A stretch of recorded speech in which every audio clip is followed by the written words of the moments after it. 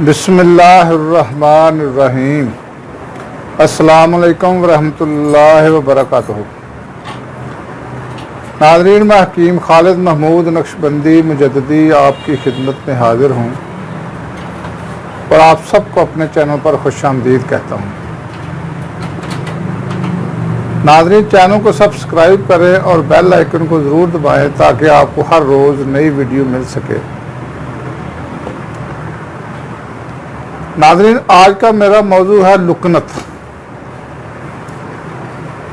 ज़बान जब कोई आदमी बात करता है तो रुक रुक कर बात करता है, सही तरीके से अल्फाज अदा नहीं होते। इसके तिब्बी नाम बहुत से हैं। इसको लुकनत, ज़बान का हकलापन या ज़बान को हकलाकर बोलना, इसके अलावा जो तिब्बी नाम है वो हैं तमत्ता, शिक्ल लिसान, नुकसान तकल्लम, नक्सुल तकल्लम, ये इसके तिब्बी नाम हैं। इंग्लिश में इसको अस्टेट लर्निंग भी कहते हैं। तो मैं नाज़रीन कोशिश करूँगा कि इसकी अलामात, असबाब और इलाज बताऊं। इस बीमारी में मरीज जो है वो अटक अटक कर, रुक रुक कर बोलता है और सही तरीके से अल्फाज को अदा नहीं कर सकता। कलाम को जब वो बात करता है सेहत के साथ और पूरा जल्दी जल्दी बात वो नहीं कर सकता, अल्फाज को सही तरीके से अदा नहीं कर सकता। इसके जो असबाब हैं वो ये है कि कुछ लोगों को तो पैदाइशी ये मर्ज होता है। जो पैदाइशी हो उसका इलाज जो है वो मुमकिन नहीं है, वो ला इलाज है। इसके अलावा कभी कभार ये फालज, तशन्नुज और सरसाम की वजह से भी ये शिकायत पैदा हो जाती है। और बाद दफ़ा रतूबत बलगमी, सर्द और तर्द चीज़ों के कसरत के इस्तेमाल से ज़ुबान के पट्ठों में नफूज पैदा हो जाता है, जिससे ज़ुबान के पट्ठे ढीले पड़ जाते हैं और ज़ुबान को कमाहुक्कहू हरकत देने से रोकते हैं और मरीज़ अटक अटक कर गुफ्तगू करता है। ये इसकी वजह है, ये इसके असबाब हैं। और इसकी अगर अलामत मैं आपको बताऊं तो वो ये है कि अगर फालज, तशन्नुज और सरसाम की वजह से हो तो उसका फालज, तशन्नुज और सरसाम का ही इलाज किया जाएगा। वो जो फालजी या तशन्नुजी या सरसाम के इलाज में मैं आपको बता चुका हूँ, उसमें जाकर आप उस वीडियो में आप देख सकते हैं। और रतूबत बलगमिया की वजह से हो तो ज़ुबान बोझल होगी, मुंह से बार बार रतूबत बहेगी, मरीज़ के मिजाज में बलगमी होना और मरीज़ की बलगम की दीगर अलामात उसमें पाई जाएंगी। तो ये उसकी अलामात हैं। तो इसका जो इलाज है नाज़रीन वो ये है कि अगर रतूबत बलगमी, सर्द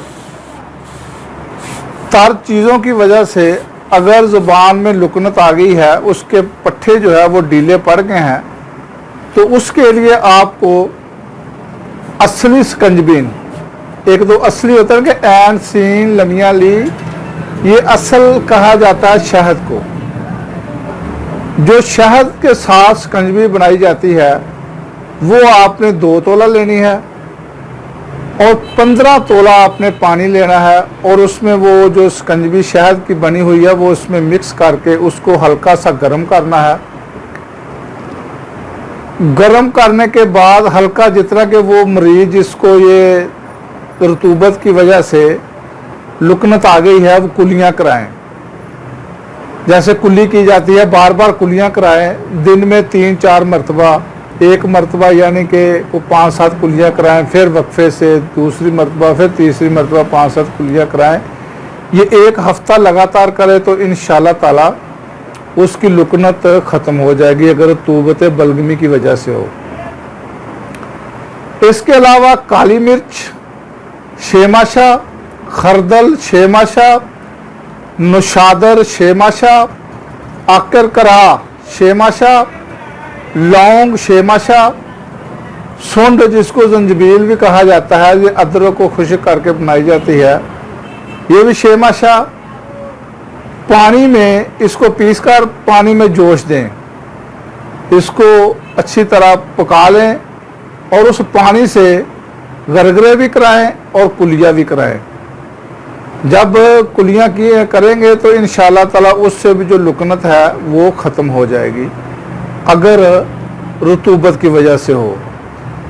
तो खुराक आपने मगज़ बादाम लेने हैं 5 अदद और खालिस शहद 2 तोला आपने हासिल करना है। इसकी आपने चटनी बनानी है, इसको शहद में पीस कर लौक बना लें, चटनी जिसको कहा जाता है। ये एक खुराक सुबह के वक्त दें और इसी तरह एक खुराक शाम के वक्त चटाएं तो इंशाल्लाह ताला लुकनत जो है वो ख़त्म हो जाएगी। इसके अलावा खाने के बाद सुबह के वक्त खुबसल हदीद, ये एक बने बनाए कुर्स आपको किसी भी दुकान से मिल जाएंगे जो हर्बल मेडिसिन है, 1 अदद ये और जवारिस जालिनूस, ये 7 माशा में शामिल करके सुबह के वक्त दें और शाम के वक्त मरजान जवाहरदार, ये भी आपको किसी भी हर्बल की जहाँ पे अद्वियात है मिल जाएगी। 1 कुर्स ये ले लें और खुबसल हदीद 1 कुर्स ये ले लें। ये अतरीफुल इस्तहदूस 5 माशा में शामिल करके शाम के वक्त दें तो इंशाल्लाह ताला ये लुकनत ख़त्म हो जाएगी, जो अगर बलगमी की वजह से हो। तो तशन्नुज और फालज और सरसाम की वजह से हो तो उसका इलाज जो है उसके मुताबिक किया जाएगा। तो नाज़रीन ये था आज का मौजू। तो अगली वीडियो तक के लिए मुझे इजाज़त दें। खुदा हाफिज़। अस्सलाम वालेकुम व रहमतुल्लाहि व बरकातहू।